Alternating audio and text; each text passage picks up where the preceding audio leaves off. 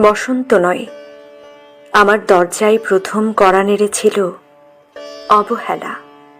ভেবেছিলাম অনেকগুলো বর্ষা শেষে শরতের উষ্ণতা মিশিয়ে এলো বুঝি বসন্ত।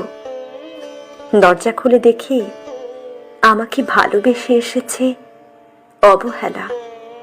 মধ্য দুপুরের তেজক রোদের মতো অনেকটা নির্লজ্জভাবে আমাকে আলিঙ্গন করে নিয়েছিল অনাকাঙ্ক্ষিত অবহেলা। আমি চারপাশে তাকিয়ে দেখেছিলাম আমার দিন দশায় কারো করুণা বা আর্তিব বেখম ছড়িয়ে আছে কিনা। ছিল না।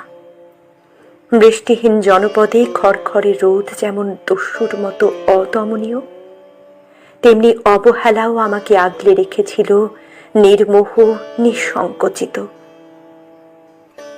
আমি অবহেলাকে পেছনে ফেলে একবার